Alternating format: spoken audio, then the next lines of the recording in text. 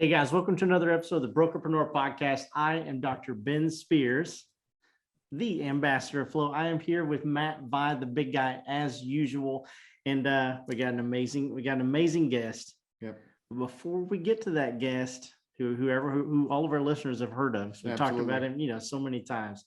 I got to ask you how you doing, Matt. You coughed a couple times today. I did cough. Are you all right? Times. I am okay. I appreciate you. That means something different when a doctor asks you that. You know what I'm saying? Yeah. I'm almost a little guarded with the answer. I'm like, no, I'm absolutely fine, Ben. I'm absolutely fine. Let me finish this popsicle and I'll check you out. That's exactly right. That's exactly right.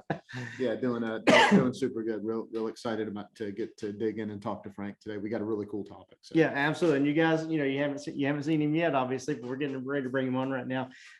Frank Agin with AmSpirit, the owner, attorney, author, speaker. He was the keynote speaker at Elevate, just a couple months ago. Yeah. Frank, how you doing? I'm doing well. Thanks for having me. I just like watching you guys talk. That was kind of entertaining. Who do I need to pay for that little 5 minute of entertainment? Yeah, you just make your checks payable to. No, sure.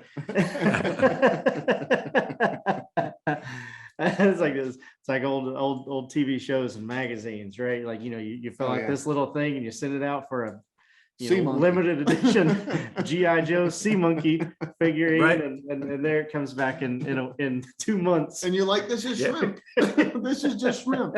How did I get suckered by that? But next thing you know, you're still putting them in the water and hoping they come to life. Yeah, that's exactly right. Well, guys, we're going to talk a lot about networking today. We've talked a lot about networking in the past. We've talked about, growing your sphere of influence. Sphere of Influence Challenge launches in 4 days. Yep. But, we get a lot of questions about networking groups. Absolutely. And they want our opinions on them, they want our thoughts on them.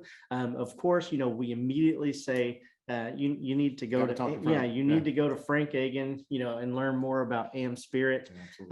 And so we're just, we're basically going to ask Frank some of these questions that we get, and get those answers for maybe those brokers who are a little bit shy to reach out and just ask themselves. Right. Or don't know the first step. They want to know how to do it, but they get frozen, right? They get overwhelmed by it. So, and people get worried sometimes too, that it's like, is it going to work? Yeah. Right.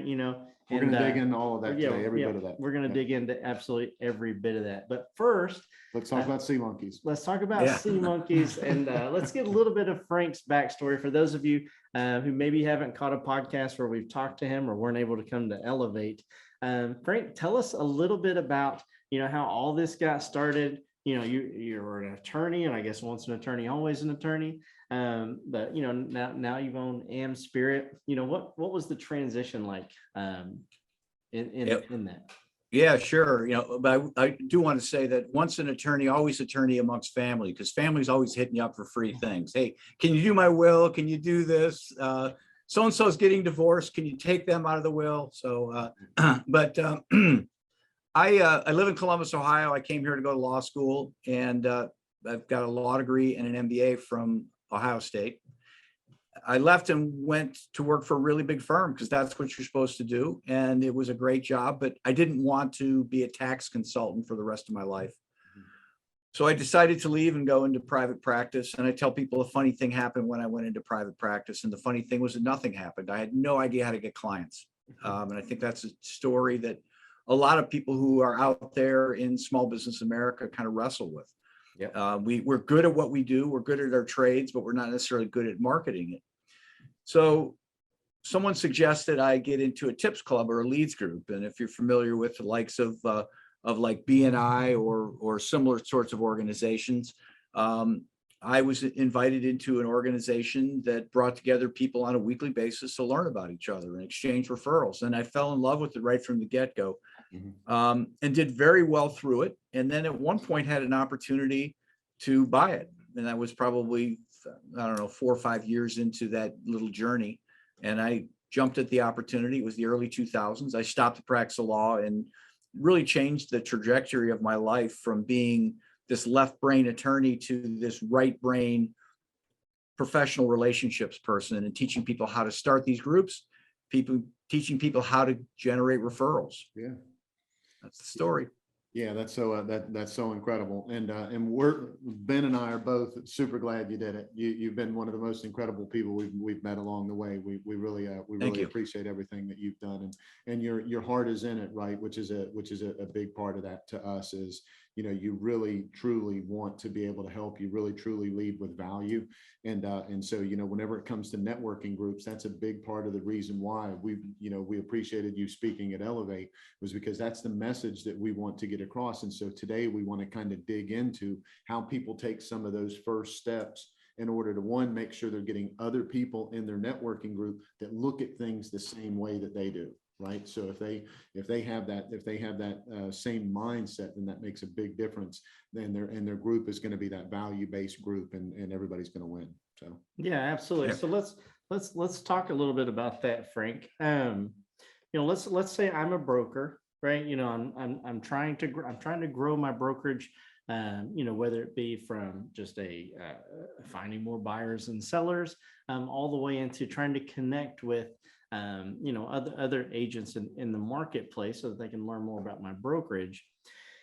What would be the first steps if someone says, yeah, I think a networking group would be a great opportunity for me to do that, right? What would be the first step for that broker, you know, to start down that path, meaning and end up in a successful, you know, position at the end of it?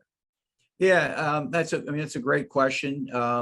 And you know, I guess the first step would be, if there's a group out there that doesn't have a realtor, and I'm thinking, you know, single seat groups where, I mean, there's one person in each category, only one realtor is going to be in the group. Right. If there's a group out there without a realtor, I would try and get into it. Saying that, generally speaking, that's the first category that goes. Yep. And I would run into that in my organization all the time. I have realtors that have been around for 25 years, and they've built their business on the backs of these groups. Mm-hmm. And they're not going anywhere. And when they do, they'll probably sell it, or when they sell their brokerage as a part of the deal. You know, so the first step, if you're looking to start a group, is I would reach out and find a few key other people to help you. Who's the mortgage lender you would like to work with? Now, granted, there's probably several mortgage lenders that you can go to, but there's probably one that, you know, I would love to be with this person on a weekly basis. And I would reach out to them and say, hey, I'm thinking about doing this. If you're not in a group, I'm not in a group. Let's say we start one together. Now, one of the questions I get all the time is why, you know, should I call an organization, you know, an AmSpirit Business Connections or one of my competitors, or can I just do this on my own? Why can't I do this on my own? And my answer is always, you know what, you can do it on your own. You can do your own taxes. You can invest your own money. You can even sell your own house, right? You don't need a realtor to sell your house. And nobody on this podcast wants to hear that, but that's the reality, is people can sell their own houses and people can start their own networking groups. But statistics show that you are far better off working with a professional, even net of fees, than doing it on your own. Absolutely. Time and time again. Yeah. There are certainly stories of somebody who did it on their own and did really well. Great, good for them. But on average, you're better off working with a professional. It's the same thing when you're talking about these groups. So what I would encourage you to do is you know, to reach out to either myself or, you know, if perhaps you know somebody in another group. I don't want to make this all about AmSpirit. I appreciate the opportunity, but reach out to somebody. And what we would do, I can only speak for us, is I would coach you and whomever else you brought to the table how to grow it from 2 people to 4 people to 5 people, and then continuing to grow it. Right. You know, there's lots of little things that need to happen. You need to kind of choose the day of the week. What are you going to call it? And, you know, maybe that sounds simplistic. I've had people who've come up with names for their groups that, we're trying to think of the silliest name I ever heard. The Early Morning Mojo Group. You know, I mean, that sounds funny, but it's not really conducive to bringing in the professionals, right? Because you want the professionals in there. You want the people. Right. And so come up with a decent name, come up with a time that is really conducive for having a group. Generally, I'm prone to suggesting morning meetings just because lunch hour is tough. Things intervene in the morning, but have that early morning, and then just start inviting other people into the groups. And really what I tell people in starting these groups, I don't build the groups. I just coach people on how to build them, because I want you to have the people you want to have in the group and not the people that just happen to contact me. The types of people you're going to want to have in the group are not just people who say they want to be in a group, because if you ask anybody, hey, would you like to be in a group that's going to generate you a bunch of referrals? They will say yes. But the real question is, are you going to do the things to build the group? Yeah. And that gets a different response. People might say yes. A lot of times people will say, well, yeah, and then they'll insert an excuse. But I really don't know many people. Or I'm really not good at referring people, or I already have all my connections. I'll take yours, but I already have mine that I'm going to refer to. Well, you don't want those sorts of people in. Right. So it's simply a process from then of just kind of building one person to the next. And it's kind of the opposite of losing weight. Losing weight, you get to that last 5 pounds, it's like near impossible. It's really hard to unload that last 5 pounds. I still haven't, I'll let you know, but it's, but in these networking groups, the first 5 can be difficult because there's really nothing to show. But when you have 6, 7 people sitting around the table, it really starts to take on a life of its own. And everybody's like, okay, yeah, I need to be part of this. And so it makes it a whole lot easier. Yeah. Is there, and I'm a numbers guy. And that was actually going to be the next question I was going to ask. Is there a number that's like, gosh, this is, before, you get off your feet and you start, I'm going to do this. Is there a number of people that you need to start, or is like, can Matt and I just start and fight over the same business? Yeah, no. I think it depends upon the groups. I mean, I will speak for us. I tell people I work with, and I've been working with a group in Dayton, Ohio, a group in Boston, Massachusetts, and a number of other places. I tell people, let's shoot to get to 10. Yeah. Some organizations it's much bigger, but I tell people, 4 people is hardly enough to have a card game. It's just, it doesn't have the energy. So let's, 10's a decent sized number that we can start, and we can start having reasonable meetings that they're productive, that people want to come into every week. And then it's easy to grow from there. Some other organizations out there might say, hey, listen, you need to get to 20 people. I think that's a bit large, and it really makes it hard to kind of grow the group. I'm not saying it's impossible, but it's easier to grow the group once you've got, 10 people. It's easier to get to 20 once you've got 10 people and are kind of working in a format. Starting with 2 or 3, it's not enough. Yeah. So so again, I keep trying to put myself in the broker's shoes here. Sure. And, if I'm the one that starts the group, am I, essentially like, all right, you're the head honcho, you're running that thing every week, or is it okay, we've got 10 people, let's throw names in a hat, I guess, how is the meeting ran? And I think I want to get, the point I'm trying to get to is that's the difference between like running this yourself and actually running with, doing this with a professional. Yeah, having a hire. Right. Yeah, exactly. Like, is there some, is there like what would you call that? Like a ladder of org chart, organization chart. Chain of command, that's what I'm looking for. Yeah, no, in our organization, we have it all scripted out. Not that we encourage people to read the script, but there's here's how the meeting starts, then we do this, then we do this, then we do this. And there are different steps. And every one of our, 100 plus groups, I don't know where we're at, I'm always the last to know, pretty much all follows that cadence. Here's how it starts. We do this, we introduce our guests, we do this. And so that's all scripted out. And then there are officers as well. These groups don't run themselves. So you have a president, somebody to run the meeting. You have somebody who keeps track of attendance, somebody who keeps track of referrals, and we have an online system that does all those things. Somebody who's kind of a timekeeper, because there are people who are chatty, and you need to kind of say, hey, you need to kind of cut them off. Matt's always cutting me off. Yeah, well, there you go. Talk too much, man. And so there are all these, all these different people. Now, who fills what? That you don't put names in a hat. I always get a sense as to who works best. I mean, there's always somebody in the room who's the alpha. And I don't mean that in a bad way, but there's somebody in the room who's going to take charge. They're on the lifeboat. They're going to take charge and make sure things work. And when I work with groups, I get a sense as to who those people are. I always get a sense as to, okay, this person's going to see it through. These other people are good for other things. This person's going to be the great leader, be the good president. And then I'll sit with that person and say, okay, who do you think would fit these other roles? Because you probably know them better than I do. Yeah, that's Matt. If we run a life raft, Matt's like, Ben, shut up. I'm in charge of this life raft now, and I'm okay with it. Somebody's got to be in charge, right? Yeah, throw me an oar. Throw me an oar. That's all I say. Just throw me an oar, man.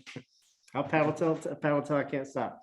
So okay. So that gives us a good idea, right? So we have, we come up with our name. When we want to meet. We find other people who maybe don't sleep till noon, and we say, yeah, get in here at 7, 8 o'clock. I know I've done a networking group before when I was a chiropractor, and I would not even entertain one unless it started at 7:30. That was like the earliest one that I could find, because I wanted to get in, do my thing, and then start treating patients the rest of the day.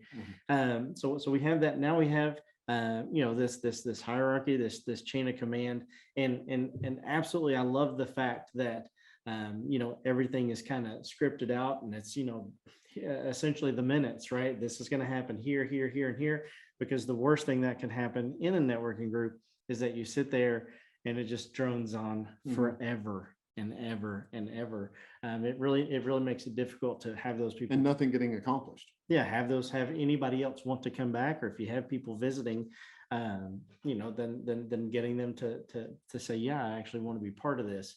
Now, I think that that this next point is something that I know I felt at the beginning of doing a networking group, and I'm sure everyone else feels the same way, is providing that value. Right. It's really easy to, go to these places and say, hey, I'm a chiropractor, and, I help people with this, and I would just, love it if you had, I wouldn't love it if you knew people who were hurt. I'm not saying that, but if you did know someone, send them my way, but then always feeling that kind of like obligation of, gosh, I got to find some value to add to the other people in the group. And, and so that puts this little bit of amount of pressure to find that referral. And I want to talk, for someone else, I want to talk to you, Frank, a little bit about, handling that pressure, or, or what you think about it. Hey guys, this podcast is powered by Prospect Boomerang. We all know broker owners struggle with profitability. Prospect Boomerang compounds your profits by recruiting the best agents to your brokerage. For consistent growth, visit prospectboomerang.com.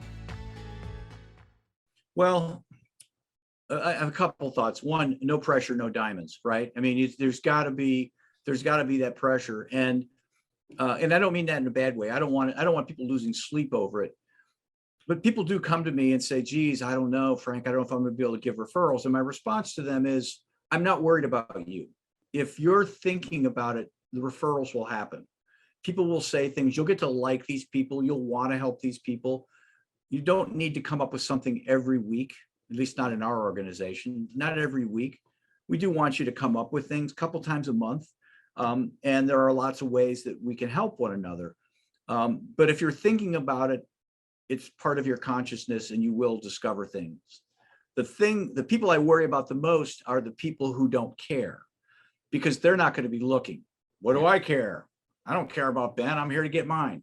Those are the people I worry about.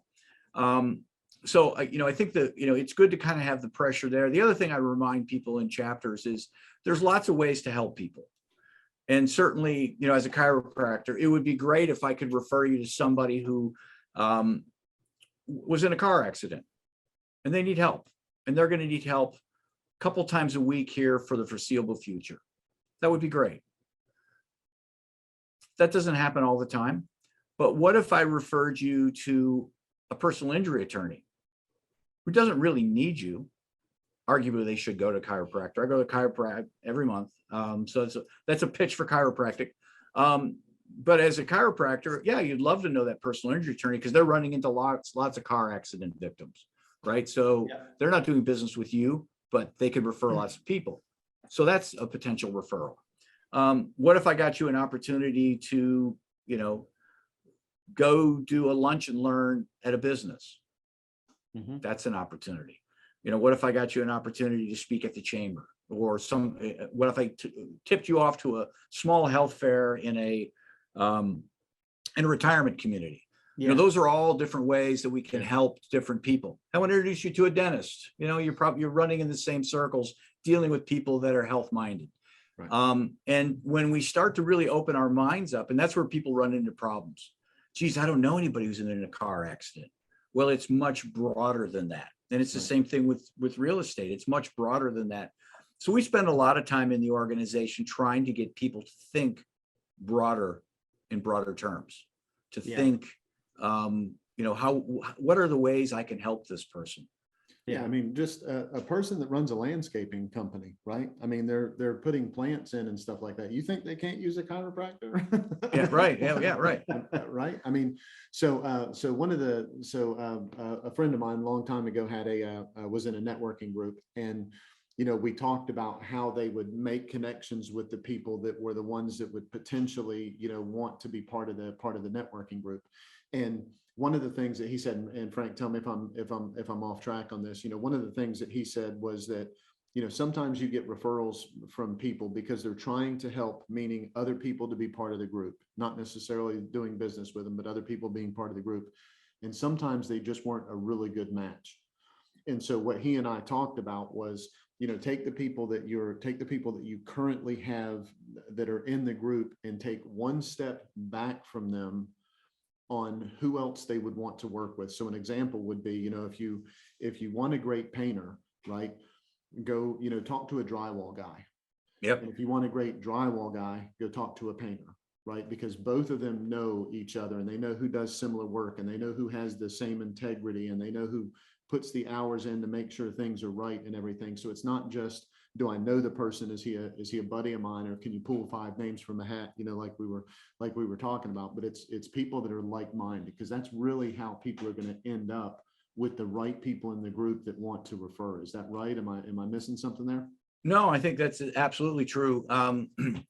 You want people who are going to be accountable to the process. You want people who are going to be accountable to you, and we're generally accountable to the people that we know, we like, and we trust. When you bring a stranger in, they don't care about the relationship. I'm here to get my referrals. Now, ultimately, they develop a relationship, or if they're really serious about it, they'll develop a relationship. But generally speaking, that's what we encourage people is, bring in the people you want to have in here. Be selfish about it. Who would you like to have? If you're a realtor, you would want to have a real estate attorney, or you might want to have an estate planning attorney that's dealing with lots of estates where there's real estate to be sold. So you kind of, like you say, take a step back. Who are the people who are running in the circles of people that are selling houses or people wanting to buy houses? And those are the types of people you would want to try and invite into the group. Yeah. And you have such a great analogy about this, right? You talk about the 6-inch putt. Right. Yeah. Right? Everybody knows that, between the two of us, like Matt's the big golfer. I don't know anything about golf. Might be the opposite. But anyway, let's stop that right there. I think everybody knows. So it's, it's perfect. It's like, and you're now just like, for those who haven't heard it, if you're a real estate agent and you're asking for a referral and you just say, hey, anybody that's looking to buy or sell a house, right? That's that 6-inch putt, right? Seller's market, you can sell a house really quick. Buyer's market, you can find them a house really quick, that kind of thing. But you're basically asking, I've got to say this, I didn't mean to cut you off, Ben, but everybody knew that was coming that listens to the podcast. There's a point of time, right? Okay. He keeps his scissors in his hand. Here's your oar. So I don't even remember what I was going to say now, because I cut myself off so well. So go ahead. Ben. Okay, so I'm going to go ahead. I'm going to cut you off. So, whereas, it took a lot of different strokes to get to the point where you have that 6-inch putt. And I love that. And I tell people all the time that I came up with it. I don't do that, obviously. Okay. That's fine. Yeah, I appreciate it. But I got it on recording now. That's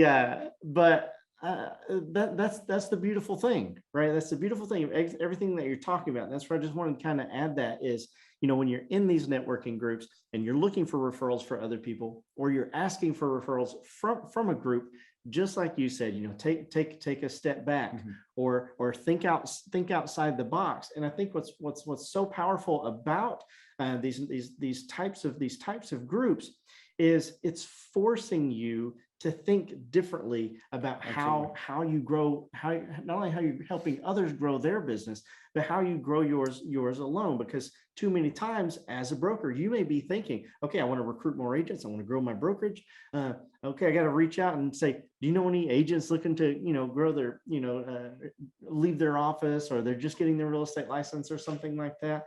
And that's all fine and dandy if that's how you want to do all of your recruiting.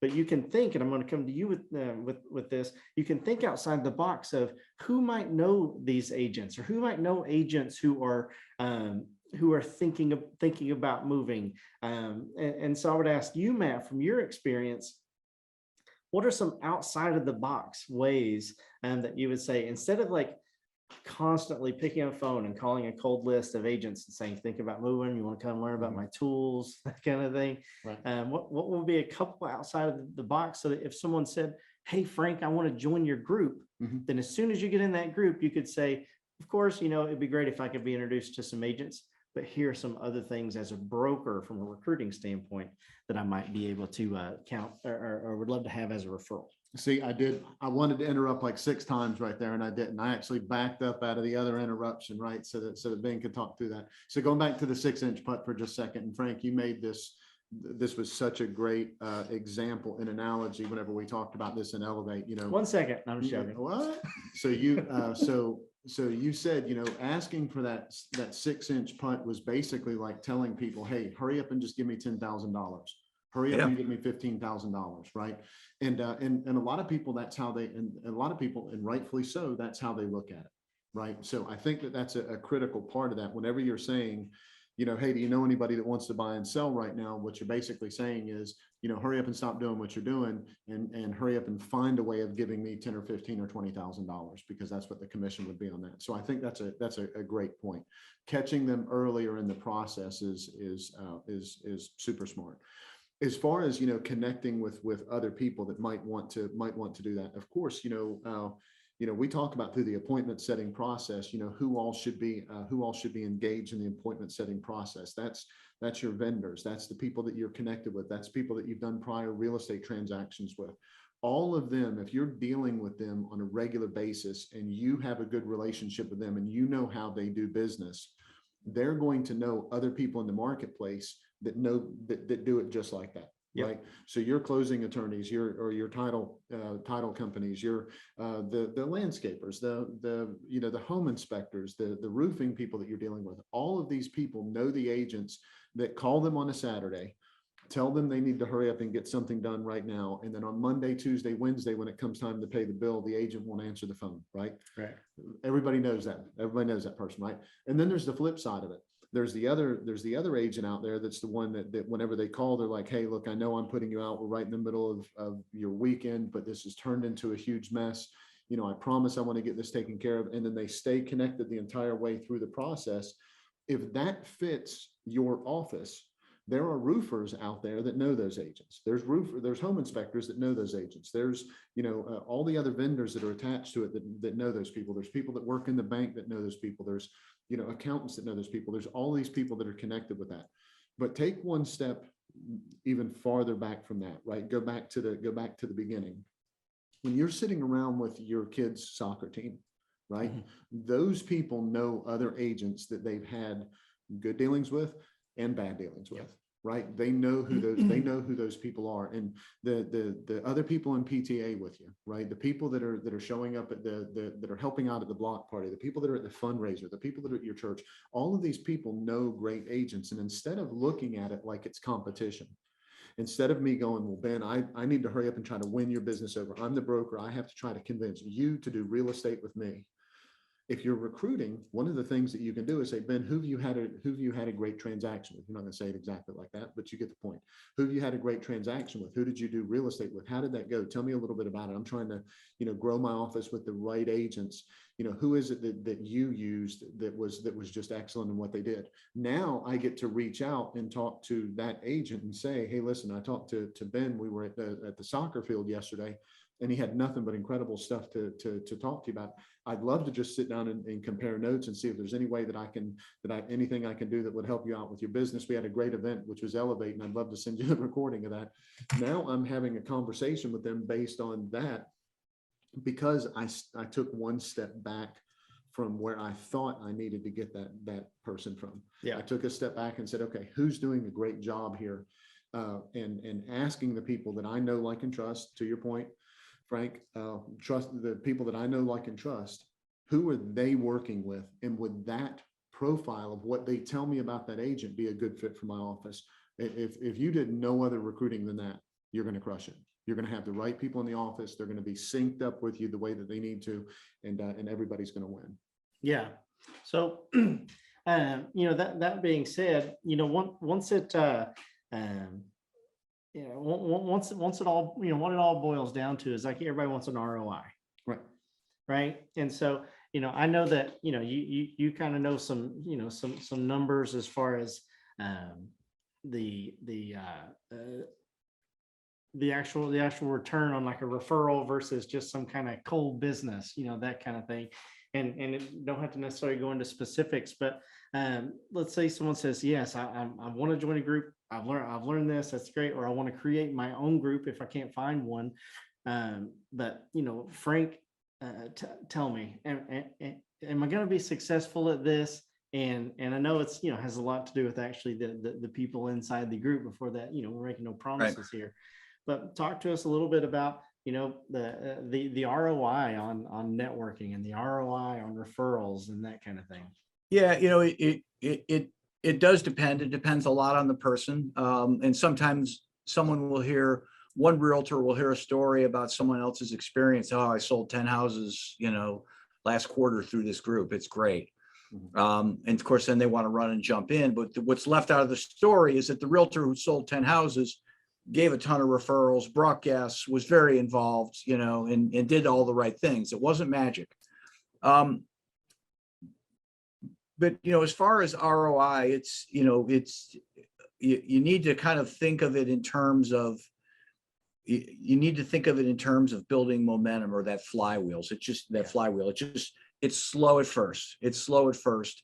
And I share this story, and it may sound bad, but there was a realtor who was in the organization. He was in the organization for 15 years, then finally retired. But he shared the story with me. He was in the organization. He said, Frank, the first 2 years I was in the chapter, I didn't get anything. I wondered if they even knew I was in the chapter. The only reason how they knew I was in the chapter is they made me president. That was the only way I knew they was in the chapter. They knew who I am. He said, but you know what? Then I started getting referrals. And he said, in the next 7-8 years, I sold 100 houses through that group. Sold 100 houses.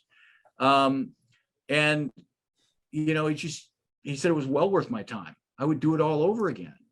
And so people need to keep those things in mind. You need to keep the market in mind as well. I once had a realtor who joined the chapter in December, and then she left in like late January. And I was really concerned because people don't do that. They don't come in the organization and leave.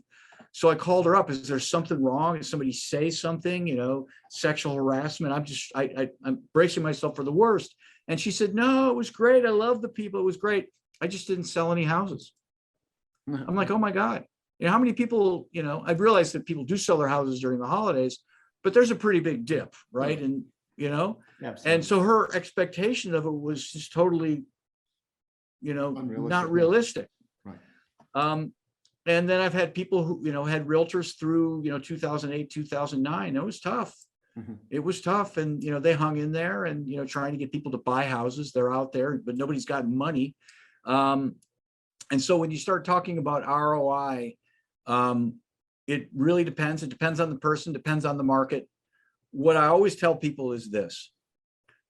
It's one of the hardest categories to find. It's one of the hardest categories to be open. It's one of the hardest categories that, one of the categories that seldom comes open. People have been in this organization for years and they're not dumb people.